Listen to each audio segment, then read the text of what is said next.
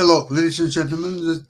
This is Ukrainian talk show on Pod TV. My name is Sasha Star, and today we have a distinguished guest. It's obviously Dr. Jonathan Lockwood. Welcome to the show, Jonathan. Thank you very much, Sasha. Glad to be here as And always. founder of the network, Nick Paliveda. Welcome to the show, Nick. I'm here, Sasha. Yeah, I knew that you are here, and you will help us to see objectively everything what's happening right now in Ukraine and how things are developing, and so on. So the latest news is that Ukraine received third IMF tranche of $880 million. Nick, how significant, in your opinion, is that? 880 million is not that much, Sasha. I mean, it's better than a poke in the eye with a sharp Yeah, stick, it's but not better by than that. much. They need some serious money. From what I understand, that the U.S. when they passed the last budget did not have anything in it for Ukraine. So it looks like all the money that they're receiving and the weapons that they're receiving are actually coming from Europe, not the United States of America. So that's what I'm looking at right now. Mm-hmm. So that basically probably defeats Trump's doctrine that European countries are not contributing to the defense, and therefore United States will not defend NATO countries in case of them being attacked by the Russians. Jonathan, what's your opinion on that?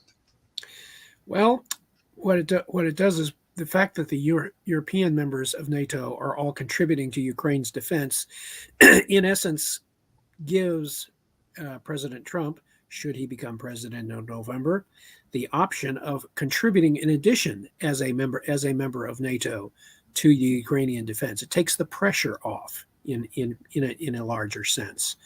So it does not mean that Ukraine is not going to get any future aid from the United States. There is now less pressure on the United States because of the rather vigorous, comparatively speaking, response on various European members to supply Ukraine with what it needs to defend against Russia. And I still maintain that there is, based on recent developments, the success of the Ukrainians against the remainder of the Russian Black Sea Fleet, for example, and the progressive qualitative improvement in both the Ukrainian air defense and progression towards eventual air superiority over the Ukrainian theater, that there is room for the Ukrainians to once again take their destiny into their own hands by inflicting a decisive counterstroke on Russian military forces. Jonathan, I remember when it was many wars in the Middle East between Israel and Arab countries or so, and Soviet Union at the time was on the side of Arabian countries, and United States helping Israel. And there was very interesting situation, same as in Vietnam before that, and probably in Korea just as well, that different systems of weapons were tried and in the theater of the war actions and so on. Do you think something similar possibly will happen in Ukraine eventually when once supply of F-16, the tanks and all needed warfare will be supplied to Ukraine, and there will be a competition in weapon systems with Russia? Absolutely, I believe that is going to take place, and that the U.S. is going to take the opportunity to test out prototypes, first prototypes, and then eventually other more advanced weapon systems as they come online to validate the usefulness of such weapons in operational warfare, and before it undertakes to committing to them for the long term. So Ukraine will be the at least the short term to intermediate term beneficiary of these new advances. And again, the Ukrainians are in a unique position in that they are getting aid from various sources, and it complicates their logistical efforts, to be sure, but it also makes the intelligence problem much more difficult for the Russians to try to figure out what are the Ukrainians going to do with all of this advanced technology, because the Russians have proven that they are not very capable of dealing with advanced technology. And they've been surprised by the Ukrainians before and continue to be surprised by the Ukrainians. So this development is very interesting in that it provides Ukraine with a unique opportunity to reverse the situation in the theater, very much in their favor.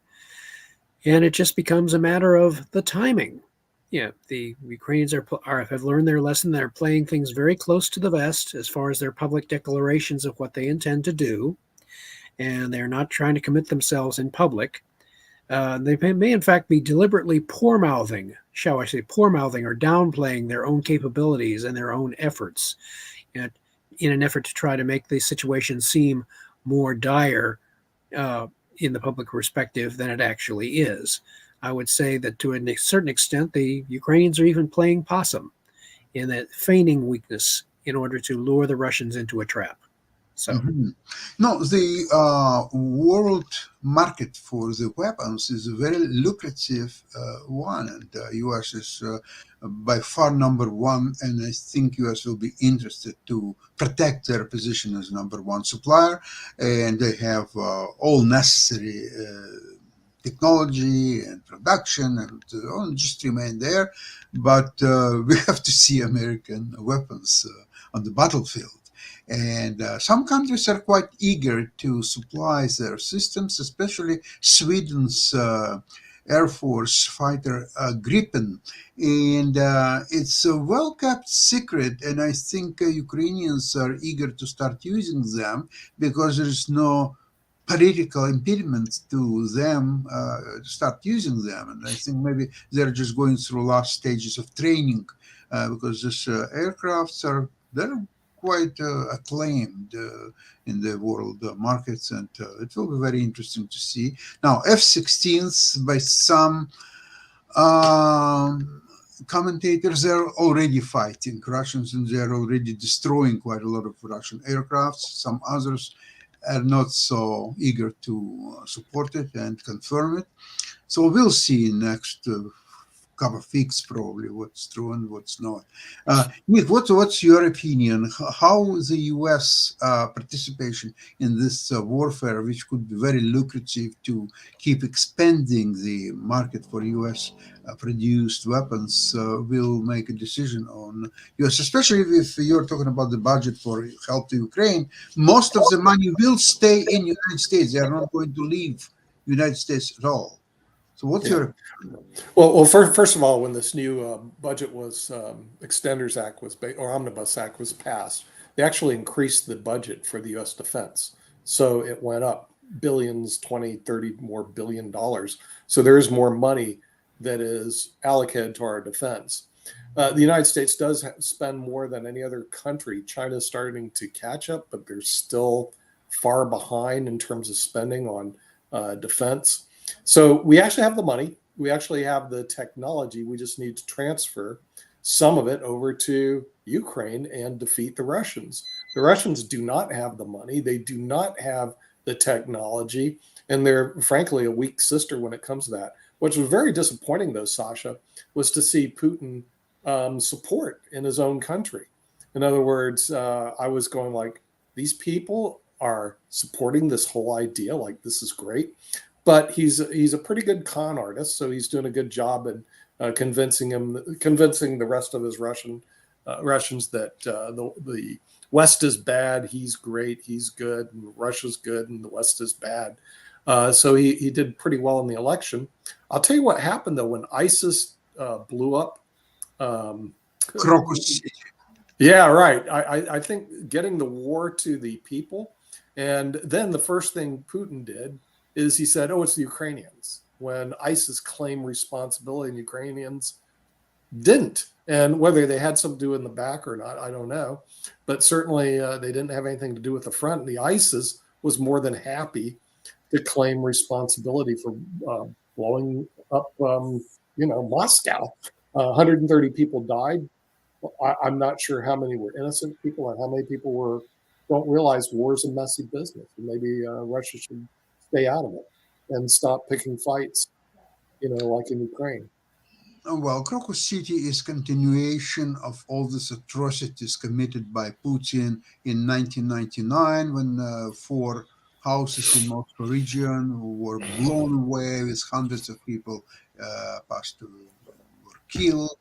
And then theater Nordost in Moscow. At that time, actually, I was in Moscow, and they gassed their own hostages. And the doctor Rashal, who was present there, and he was asking to give the formula of that gas so there could be some kind of antidote used to save people.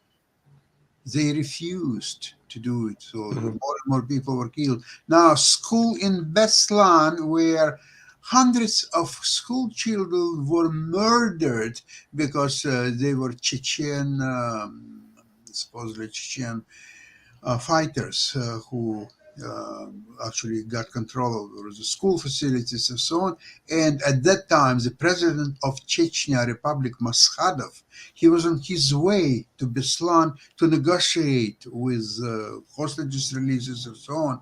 And before he was able to make it to Beslan, Putin ordered a fire, and all the school children who were there were killed, and several teachers and so on. So he would not allow to Maskhadov, in case of his success with the bandits, to claim that he was actually diffused this horrible situation. So Putin decided just to get them all killed there. So that's his way of controlling situation. Thanks to Crocus City, now Putin is on his way to completely control all Russian society, get mobilization done, get complete control over the internet and so on.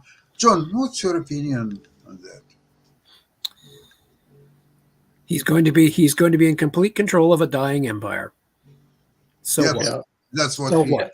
And if you look at Estonia, Latvia, and Lithuania, they don't want anything to do with them. Ukraine doesn't want anything to do with them.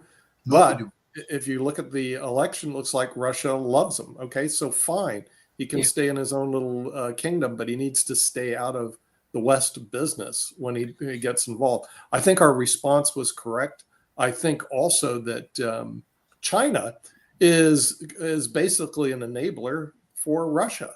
So if the U.S. gets tough on China, we should point to, hey, China, what you're doing is being an enabler. And by the way, so is India. They're both enabling Russia to still be propped up by buying their oil.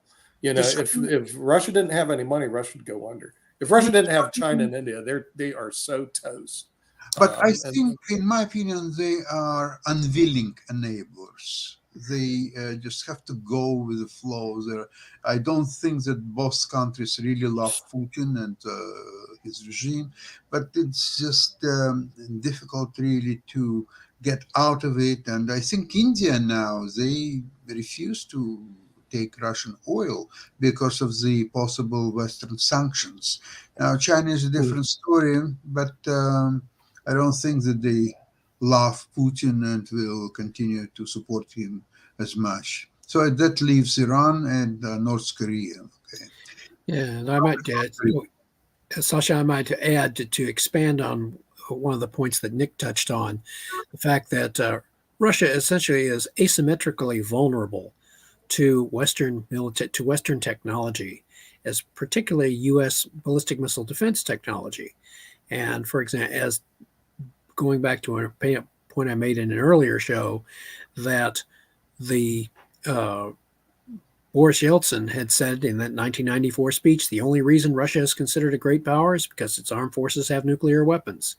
Russia places far greater importance on its own nuclear arsenal for its own great power status, as well as its principal means of leverage over the Western powers. They threaten to use their nuclear arsenal more than any other country. And so they are, matter of fact, the translation of their word for deterrence, ustrashenia, is intimidation. They are the nuclear intimidation forces. And it is quite literally what they are doing. So the key to neutralizing that, the greatest fear that the Russian leadership has is that they fear the potential of American technology to neutralize through ballistic missile defense the one thing that makes Russia a great power in its own estimation. So therefore, that is why I sound like a broken record sometimes in restating the need for the U.S. and its NATO allies to join together in building a global ballistic missile defense system with an upgraded U.S. Space Force, with a space fleet armed with laser weapons that from low Earth orbit could intercept nuclear missiles in their boost phase, which is, in fact, the most effective way to conduct ballistic missile defense. And it is the one area where the Pentagon might well want to consider in crafting an asymmetric response to the nuclear forces of our allies. When you are confronted with multiple adversaries that have nuclear missile forces, the answer is not build more nuclear weapons. That is that's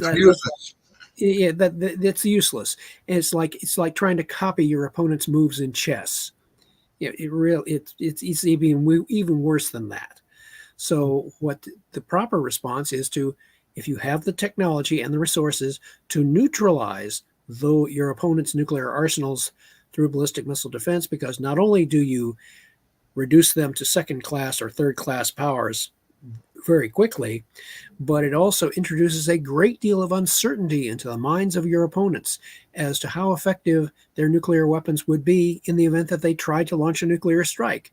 They would not know how many of their nuclear missiles would make it through our ballistic missile defense system, which ones would make it through. What they would know is that if they do not have a credible ballistic missile defense system of their own, they would be subject to a devastating nuclear counterstrike by the U.S. and its NATO allies. So this is why ballistic missile defense in the current context, as foreshadowed by the success of Ukrainian ballistic missile defense in the theater with the use of the Patriot system, all of this points up the need for the U.S., at the very least in the next administration, to upgrade the U.S. Space Force and ballistic missile defense in general so as to neutralize not only the Russian nuclear missile arsenal, but by extension, it would also neutralize China, North Korea, Iran, or any rogue nuclear state that would try to use nuclear weapons as a means of coercion or intimidation. Jonathan, I would like to notice when you mention about that Russian doctrine that they will use nuclear power against NATO forces that would try to help Ukraine or maybe even invade Russia or so on. See how it changed in the last 50-some years, where it was a Russian domination of continental forces after Second World War and the Warsaw Power. So the NATO doctrine was seeing that Russia has 3,000 tanks ready to penetrate all the Western Europe and go to La Manche without any resistance. So the doctrine of NATO was to use nuclear force to stop this 5,000 tanks. Exactly right. Because the NATO doctrine in the 50s and early 60s, right up until about 1968, right. NATO's strategy was massive retaliation, essentially a tripwire strategy. The purpose of U.S. forces in Western Europe was simply to verify, the Warsaw Pact is invading. We would then launch a massive nuclear strike against the Soviet Union and its Warsaw Pact allies. So this doctrine steadily became less credible for NATO as the Soviet Union built up its own nuclear missile forces and strategic nuclear forces and attained strategic nuclear parity as recognized by President Richard Nixon in 1969. And that to the Russians was a key achievement, because once they achieved strategic parity, the Soviet leadership then perceived greater freedom of action to use its own military forces in support of their foreign policy objectives. For the Russians, it simply meant the more we build up our nuclear forces, the more the West will be forced to accommodate itself to the growth of our strategic nuclear power. So now in the current situation, even though the nuclear forces are much less, because strategic defenses in the West are not perceived to be nearly as robust as needed, the Russians perceive, and they are doubling down, in effect, on their own nuclear forces as their key means of intimidating and coercing the West and they're trying to use that as a shield behind which to conduct their invasion of Ukraine. That is becoming less and less credible, and it can be negated altogether with a concerted effort by the West to create that global ballistic missile defense system. John, wouldn't you agree that here three of us may not know the extent how effective are US and NATO defensive capabilities against the first Russian strike? Possibly, we don't know everything, and I think we don't know. We don't know. We cannot. For example, I am not privy to the assessments of our own military as to how effective our ballistic missile defense systems would be. However, neither the other side doesn't know. The key thing is that the other side does not know either. Correct. And that is the key purpose of ballistic missile defense, to weaken the perception, to create more uncertainty in the mind of your opponent as to how effective his nuclear forces are going to be. The stronger your ballistic missile defense systems, the more you have a shield with which to block a nuclear strike. Remember Dr. Strangelove doomsday machine that the Russians invented. Yeah, but I have to agree with Jonathan that one problem. Don't feel too forced to agree with me. I'm not forced to agree. It just makes its logical sense because, as they say, the threat is worse than the execution. And having a strong, they've proven the Patriot defense system works, and having a larger Space Force defense system throws a monkey in the wrench when Putin goes up. Well, we're going to create a nuclear war. We're going. And then we say, bring it on. Yeah, exactly. In other words, he's got to think in the back of his mind, it may be a one-way street. In other words, his missiles get up, they get shot down just like the Patriots do, and ours go through their system because realize they don't have a system, and we only need to blow up two cities, Moscow and St. Petersburg. I'd hate to see St. Petersburg go. Stalingrad's a mess. I mean, you could blow that up if you wanted to, but if not, forget it. And Vladivostok, I don't even know if these people think they're Russians or not. So we have like 4,000 nuclear warheads. They have 5. I'm not sure if their 5 even works, given what we've seen. That's another very good point, Nick. Because we know that the Russians devote far less resources to maintaining their nuclear weapons. Yeah. We don't. Now the world knows that we devote a lot more resources to making sure that all of our nuclear weapons work. Right. The Russians may have been doing this on the cheap for quite a few years. And so it is not known just how effective their nuclear force is, how much of it would actually work. And which would make a credible ballistic missile defense system that much more effective. Right. Jonathan, are you aware that before 2014, all the people who were maintaining all this Russian nuclear forces, they were all Ukrainians? Because what a lovely coincidence.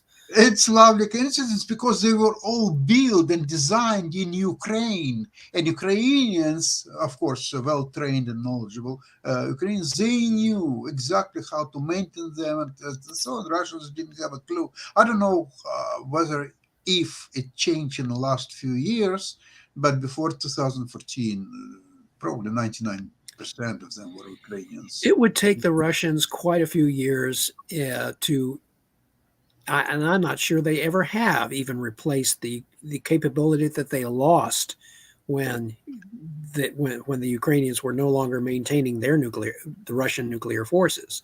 So this is you have just introduced a huge X factor into our discussion here, because the Russians may be brandishing their nuclear forces, but they may be brandishing a nuclear force that is essentially impotent.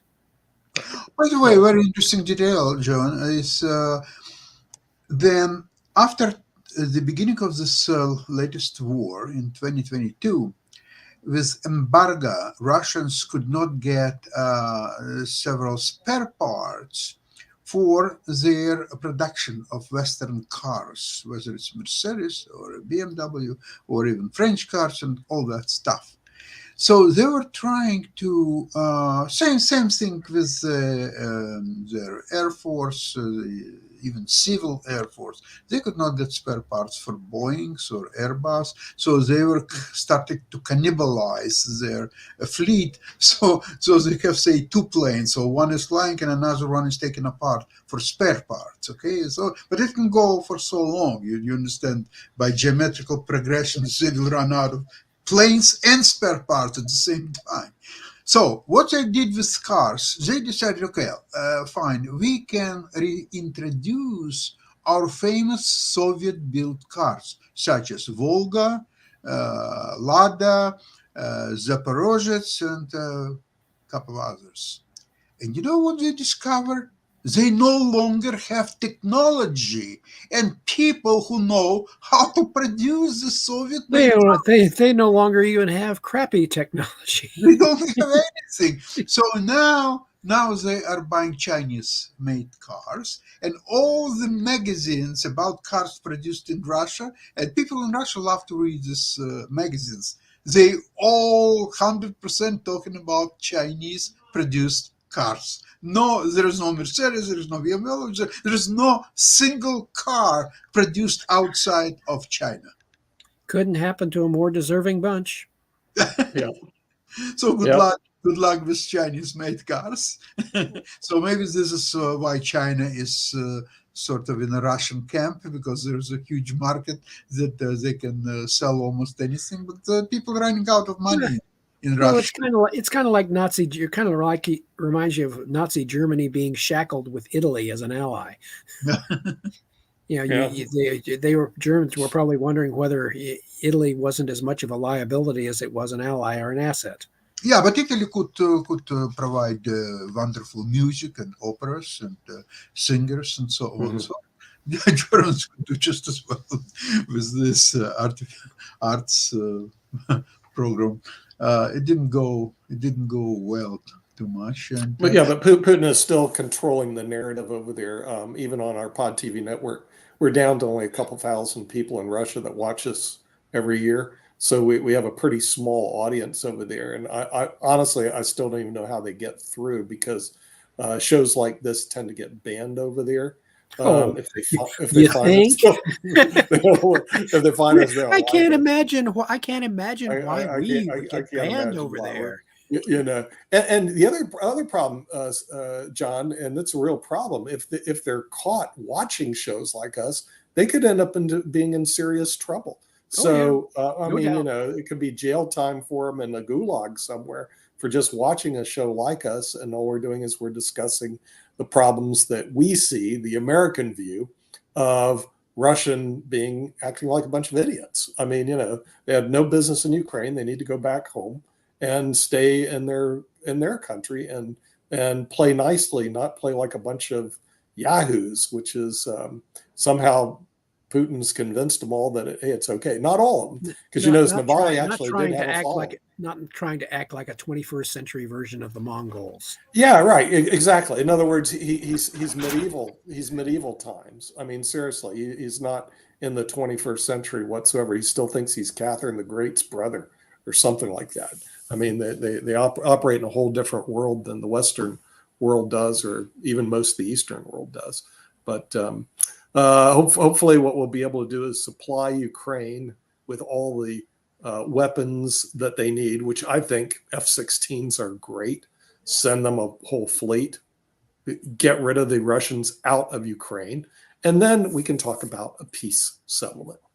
Yeah, Until then, with whatever will remain of Russian forces. When you have two nations that have clearly politically irreconcilable objectives, right? Russia wants Ukraine to cease to exist. Ukraine wants Russia to go away and leave us alone. You can't reconcile those two. The only way out is for Ukraine to be able to operationally defeat Russia, drive them out, attain that air superiority, which they're on the way to doing, and sever the logistical and reinforcement link between Russia and Crimea, which, as you noted, by watching the developments in the Black Sea, as well as in the strikes against the bridge, and Ukrainians are getting closer and closer to being able to achieve that severance of the link. Once that occurs, then it's end game time. Yeah, well, it's end game for us too, because we're at the half Yes. hour and we And have what's to go. interesting, Oh my! Mark Lee just said in one of his comments that I thought Sasha was the #1 show on Putin's playlist. I don't think so. I think I will be happy with #2 because his #1 show, what he's watching almost every night, is the documentary by the name "The Last Days of Gaddafi." That's what he is watching. It's great. All right. Yeah. Okay, gentlemen, thank you so much for today's program. And I'm looking forward to see you on Friday, same place, same time. Thank you so much to all our listeners. Slava Ukraini. Bye-bye, everybody.